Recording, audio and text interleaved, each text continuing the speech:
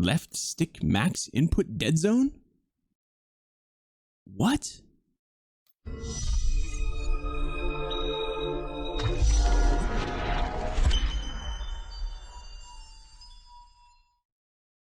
Hey everybody, welcome back to the Love Puppy channel. In today's video, we've got 10 tips. Is it 10 tips? I think it's 10 tips. We've got a bunch of tips for you for settings in Vanguard to maximize your gameplay. Hope you enjoy. Don't forget to like and subscribe. My first tip is about audio, namely the music volume. You got to turn that all the way down to 0. It's really cool. They did a great job with the soundtrack, but it's very unnecessary. You want to minimize the inputs that you're putting into your brain so you can focus on shooting and game awareness. Turn it right down to 0. My second tip is turn your dialogue volume down a little bit, but not all the way down. You want to be able to hear when enemy score streaks come in if you're trying to shoot down a new UAV or you're watching out for dogs. You do have a second option. You can turn it to 0. Then you go over to your interface tab and turn subtitles on so you can read when something comes in, because it will display on the screen. A lot of pros do this when they're trying to do a camo challenge. Also under the interface tab, this is an old one, but an absolute must. A lot of pros do this. Change your minimap shape to square. There's more surface area. Another one that pros use to make sure that they are 100% focused on gameplay is shut the controller vibration off. It does nothing good for you. It immerses you, yes, but you want to minimize the amount of input so that you can maximize your focus. The next one we're going to be talking about is weapon fire threshold. Now this is a great feature that they added to Vanguard for PlayStation 5. Now this is so interesting. For each gun, there's a separate trigger pull and trigger travel, just like there would be in real life. Every trigger pulls differently. Absolutely the coolest thing ever. However, shut it off. If you need to switch weapons and you're constantly trying to learn the trigger travel of things, or you use trigger stops, the gun may not even fire. So just turn it off. You'll have more of a classic feel to the game. It is super cool though. Really, 2 thumbs up on that one, Vanguard. Our next tip is about crosshair bobbing. This is under the interface tab. You want to turn this off, and what this does is basically when you're running, the crosshair bounces.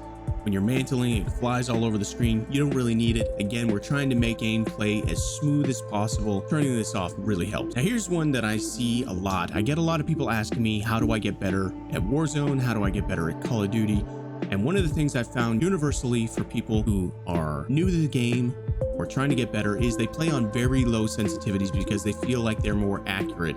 And that's true. However, you're giving up movement speed and the ability to look around your environment quickly in order to hit your shots. The solution for this is actually play on a higher sensitivity so your movement can be really quick. You can look around quick, you can do 360s, and then head on down to custom sensitivity per zoom. You turn that on, open up this tab, and as you can see, I've got my low zoom at 80%.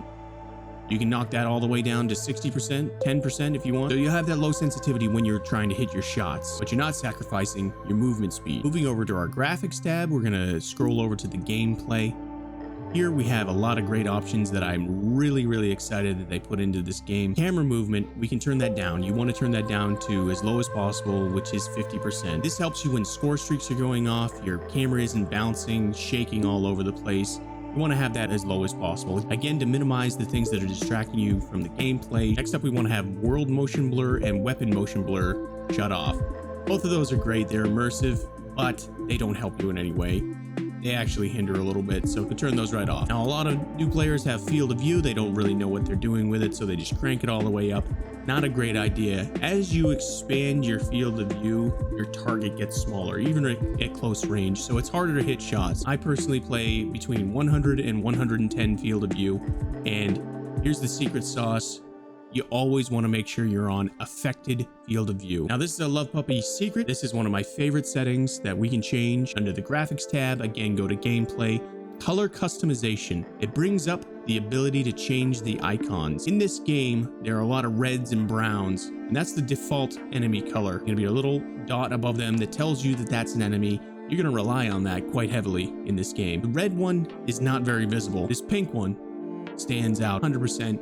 That will help your gameplay. Personally, I think they did a great job with this game. They added a lot of features that I didn't even expect. Specifically, under the controller tab, they added the ability to not only change your dead zone on the inside, so if you have any stick drift, you can counteract that, or if you rest your thumbs on there and sometimes have some unintended movement, you can also change the outer. So if you have an older controller that's on the end of its life cycle, it's not doing too well, it doesn't really pick up input as you have it fully pressed forward or backwards, you can shrink that circle in so the maximum input you only have to go to, let's say 75%. This is huge. This is a great feature to add to these games. Anyway, that's my video.